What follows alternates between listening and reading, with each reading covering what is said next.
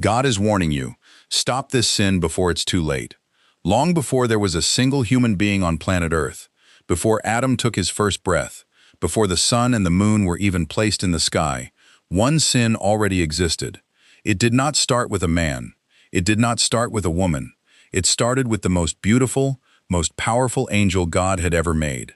That one sin turned him from a being of light into the enemy of every soul on earth. And here is the part that should stop you cold. That exact same sin is still alive today. It is hiding inside ordinary people, in ordinary homes, doing the exact same thing it did the very first time it ever showed up. It can turn a kind person cold. It can turn a strong family apart. It can turn a peaceful heart into a battlefield. And right now, today, it might already be living quietly inside you, growing a little more every single day, waiting for the moment it finally takes over completely. By the end of this video, you are going to know exactly what this sin looks like. You will know how it sneaks into normal, everyday life without anyone noticing. And you will know what God says will happen if it is not stopped in time. But to really understand how dangerous this sin is, we have to go all the way back, before history began, before the world was even made. The sin older than Adam. There was once a being so beautiful that the Bible says he was covered in jewels of every color, like a walking rainbow made of precious stones. He was not just any angel. He stood close to the throne of God. Some old writings describe him as a kind of leader of worship in heaven, a being so glorious that light seemed to shine right out of him. His name, before everything changed, was Lucifer, which means shining one or morning star. He had everything. He had beauty no human could even picture. He had power beyond anything on earth. He had a perfect home in the presence of God himself. And somehow, with all of that, it still was not enough. Deep inside, a thought began to grow. The Bible records it in the book of Isaiah, and it is chilling once you slow down and read it carefully. Lucifer said in his heart, "I will rise above the stars of God. I will sit on the throne above all the others. I will make myself like the Most High." Read that again. He was not jealous of money. He was not jealous of beauty, because he already had more beauty than anyone. He wanted the one thing that was never his to take. He wanted to be God's equal. He wanted to push God off the highest seat and sit there himself. That single thought, that one quiet decision in his heart, was enough to destroy him. The Bible says he was thrown out of heaven like lightning falling from the sky. One moment he was the brightest being in existence. The next moment he was cast down, turned into the very enemy he had once stood close to defeat. The shining one became the dark one. The worship leader became the deceiver. All because of one sin. That sin has a name, and you have probably heard it 100 times without realizing how serious it really is. It is called pride. Now, before you keep watching, you might be thinking pride just means bragging.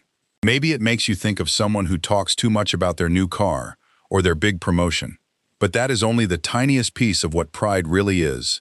Pride, in its true and full form, is a quiet belief sitting deep inside the heart that says, "I do not need anyone above me, not other people, not advice, not correction, not even God."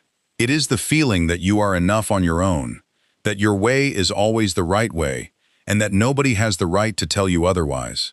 This is why pride is often called the root of almost every other sin. Think about it slowly for a second. Why do people lie? A lot of the time, it is to protect their image, because admitting the truth feels too small, too embarrassing, too humbling. Why do people get angry so fast? Often it is because they feel disrespected, like someone dared to treat them as less important than they believe they are. Why does gossip feel so good in the moment? Because tearing someone else down quietly makes a person feel a little bit above them. Pride is rarely loud and obvious. It usually works in the background, like a hidden root feeding a tree full of other problems. Here is something even more unsettling.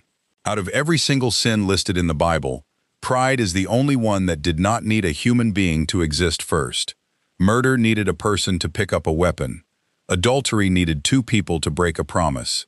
Stealing needed someone to reach out and take what was not theirs. But pride did not wait for humans at all. It was already fully formed in heaven, inside a perfect being, in a perfect place, with no human temptation around to blame. That tells you something important. Pride is not really caused by your circumstances. It is not caused by stress, or money problems, or other people pushing your buttons. It comes from something deeper, a decision in the heart to put yourself first, even above God. If that sin was strong enough to take down the most beautiful and powerful angel God ever created, a being who lived in the very presence of heaven itself, then stop and think for a moment. What do you think that same sin can do to a regular human being? Someone with far less power, far less wisdom, and a lot more weaknesses than an angel ever had. To really see how far this sin can reach, we don't have to imagine it. There is a true story, written down thousands of years ago, about a king who learned this lesson the hardest way possible. The king who bowed to no one. There once was a king named Nebuchadnezzar, and he ruled over one of the greatest empires the ancient world had ever seen. His capital city, Babylon, was the wonder of its time. It had walls so thick that chariots could race along the top of them. It had hanging gardens, said to be filled with trees and flowers stacked layer upon layer like a green mountain, rising in the middle of the desert. It had golden palaces, towering temples, and streets busier than anything most people of that age had ever witnessed. Nebuchadnezzar did not build this by accident. He had real skill. He had real power.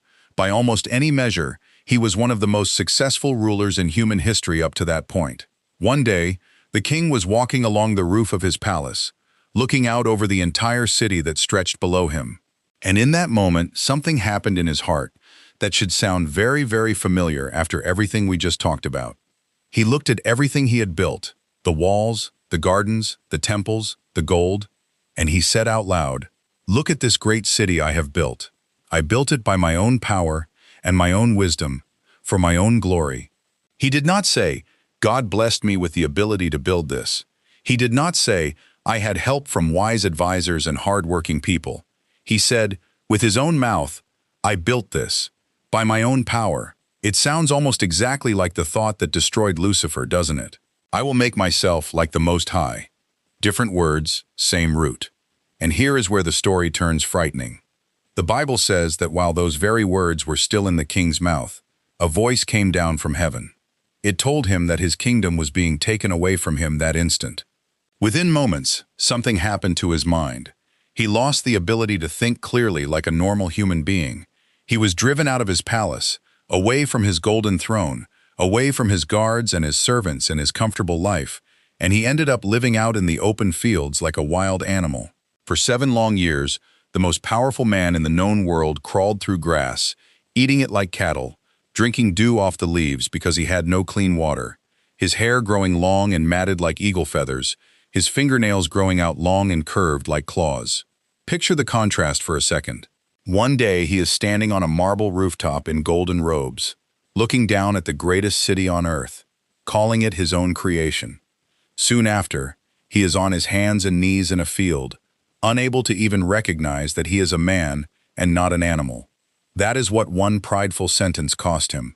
This was not the only king in history who learned this lesson the hard way. There was another king, named Uzziah, who ruled wisely and successfully for many, many years. He built up his nation's defenses, grew its farms, and made his kingdom strong.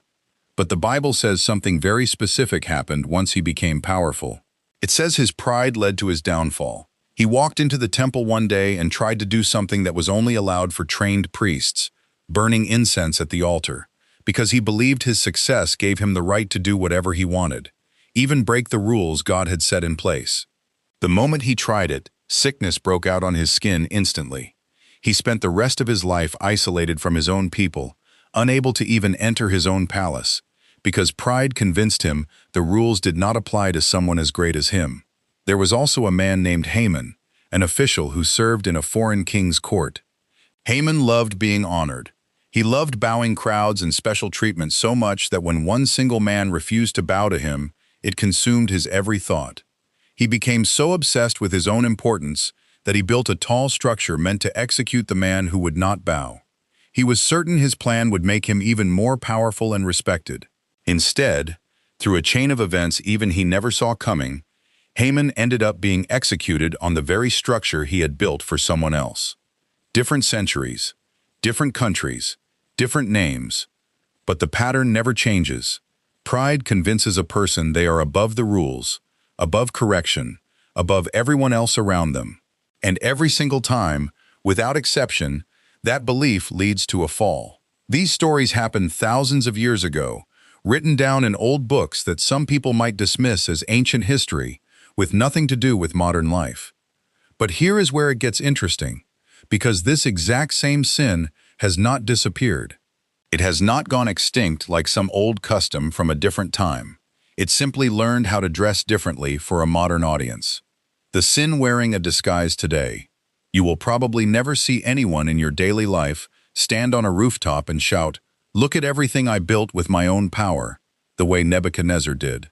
That kind of pride is too obvious, too easy to spot, too embarrassing for most people to ever say out loud. But pride today rarely walks around naked like that. It wears a disguise. It hides inside things that look completely normal, even things that look harmless or even good on the surface. Think about how people use social media. Someone posts a picture of a brand new car, but instead of just saying, "I'm excited about my new car," they write something like, "Blessed beyond what I deserve," while making sure the price tag and the logo are clearly visible in the photo. That is not humility. That is pride, wearing the costume of gratitude. Someone else shares a story about a hard time they helped a friend through, but they tell it in a way that makes sure everyone watching knows exactly how kind and selfless they were. The story is technically about helping someone, but the real goal, hidden underneath, is making themselves look good. Pride does not need to brag with loud words anymore. It can brag quietly, wrapped inside a story that looks like something else entirely.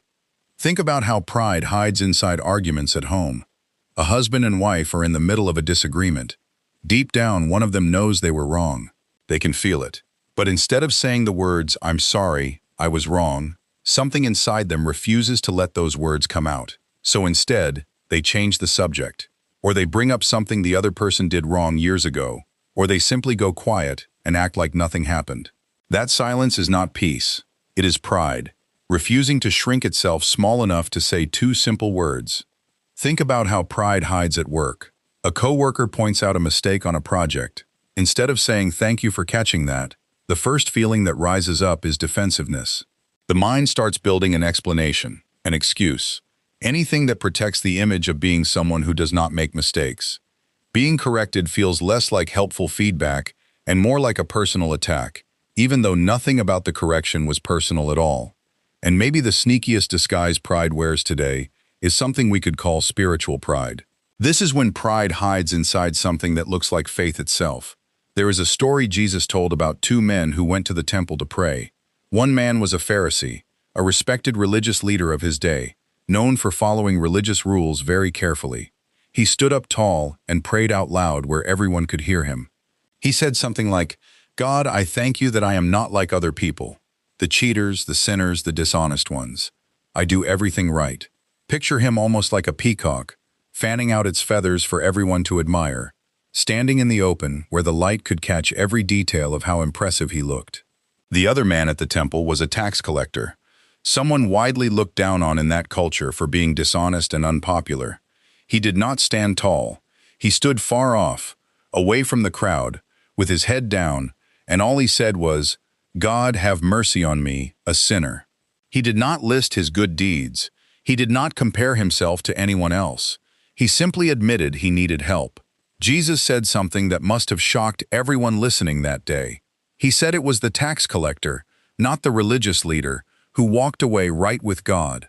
The proud man, even though he followed all the rules on the outside, was rejected because of what was happening on the inside. The humble man, even with all his flaws and failures, was accepted simply because he was honest about needing help. This is exactly how spiritual pride works today. It can sound like, "I go to church every week, I read my Bible, I am not like those people who never think about God at all." It feels like faith. It even uses faith-sounding words. But underneath, it is the exact same root as Lucifer's thought in heaven and Nebuchadnezzar's thought on his rooftop. It is the quiet belief that says, "I am better than the people around me," dressed up in religious language so it feels acceptable instead of dangerous. Here is a simple way to picture how pride works in everyday life. Imagine a tire on a car with a tiny, slow leak. You do not notice it the first day. You do not even notice it the first week.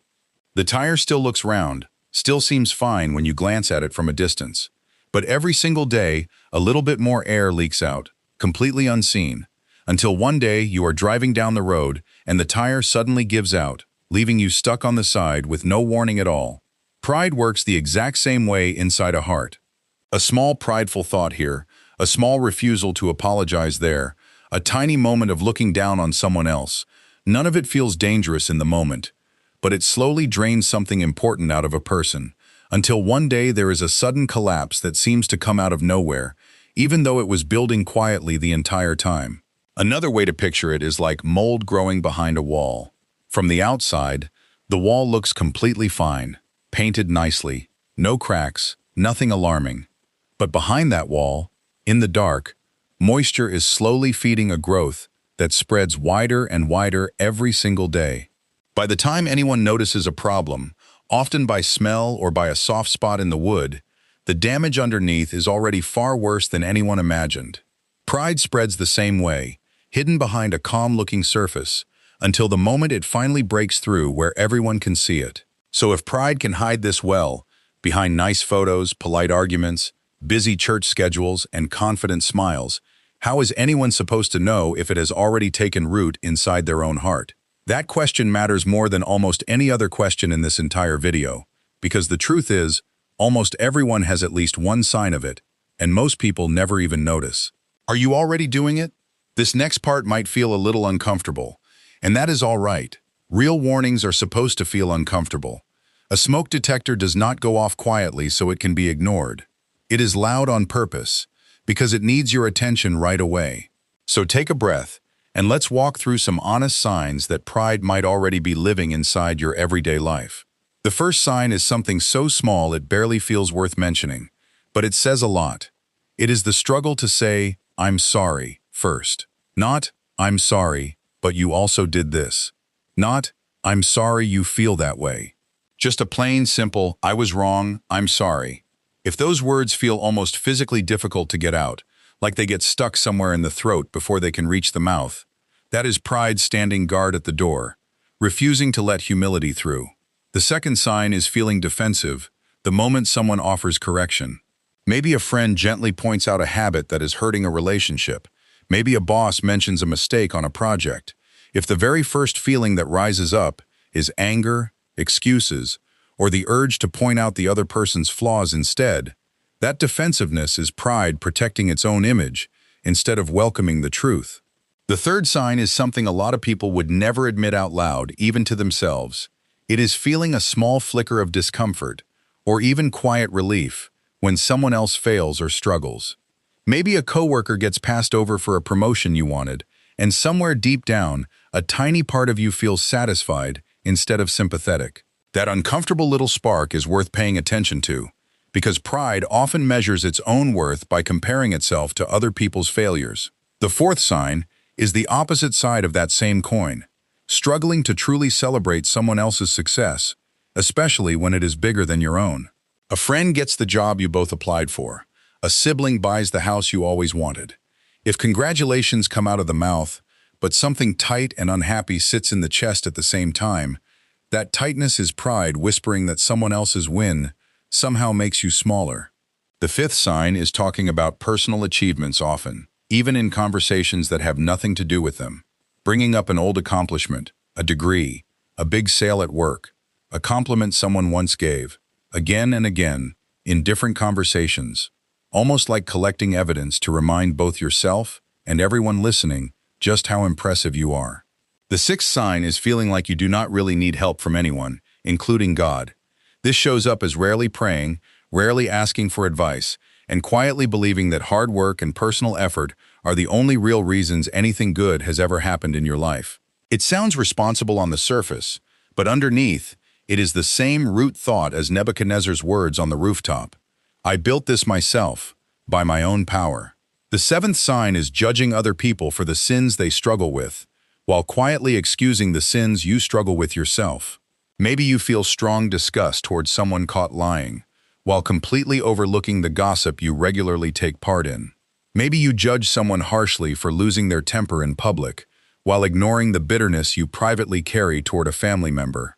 Pride is excellent at building a tall ladder out of other people's mistakes while standing on a comfortable cushion made of excuses for its own. Here is one final sign, and it is probably the trickiest one of all, because it can hide inside the very act of trying to seem humble. Sometimes people will downplay their achievements out loud, saying things like, "Oh, it was nothing," or "I just got lucky," while secretly hoping someone will argue back and insist they are actually amazing. That is a strange little trick pride plays, wearing the costume of humility while still chasing the exact same praise underneath.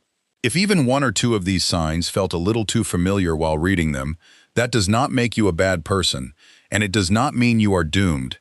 It simply means you are human, living in a world where this sin has been quietly working since before the world even existed. The real danger is not having pride show up sometimes. The real danger is ignoring the warning signs and letting it grow unchecked. This is exactly why the Bible speaks so directly and so seriously about this particular sin. There is a short verse, only a few words long, but it carries enormous weight. It says, "Pride goes before destruction, a haughty spirit before a fall." Notice the order of those words carefully. Pride does not show up at the same time as the fall. Pride shows up first, quietly, sometimes for weeks, months, or even years, before the actual collapse ever happens.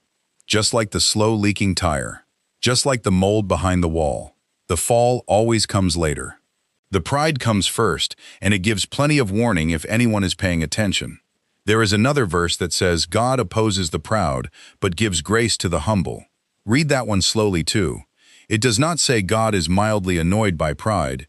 It says God actively opposes it, stands directly against it, like two forces pushing in opposite directions. And on the other side, it says grace, which means God's help, God's kindness, God's strength flows freely toward humble people. Two completely different paths, built from two completely different attitudes of the heart. This is the warning at the center of everything we have talked about so far. It is not meant to scare you into hopelessness. It is meant to wake you up, the same way Lucifer should have been warned, the same way Nebuchadnezzar should have listened before his rooftop boast, the same way Uzziah and Haman should have paid attention to the small whispers in their hearts long before their public falls. The warning exists because there is still time to change course, and that time is exactly what we need to talk about next. The way out before it's too late. Here is something hopeful to hold on to after everything we have covered so far. Unlike a lot of deep, tangled sins that take years of careful work to untangle, pride has a surprisingly clear and simple way out. It does not require special training or years of study. It starts with a decision, made fresh every single day, and it grows stronger the more it is practiced. The first step is learning to see everything good in your life as a gift rather than something you earned all by yourself. This does not mean hard work does not matter, because it does. But behind every job you were able to get, every skill you were able to learn, every breath you were able to take this morning, there was something far bigger than your own effort keeping it all in place. Saying thank you instead of "I did this" might feel small, but it directly attacks the very root that destroyed Lucifer and Nebuchadnezzar. It replaces "I built this myself" with "I was given this." And that single shift in thinking changes everything underneath it. The second step is learning to ask for help out loud, on purpose, even when it feels uncomfortable. This means praying honestly, instead of just reciting familiar words. This means telling a trusted friend, "I don't know how to handle this," instead of pretending everything is under control. Pride hates admitting need. It would rather struggle silently than look weak for even a moment. Humility does the opposite. It says clearly, "I need help," and in doing so, it opens the door for real help to actually come in. The third step is practicing saying, "I'm sorry," quickly, plainly, without adding excuses or blaming the other person at the same time. This one is hard, especially the first few times, because pride fights so hard against it.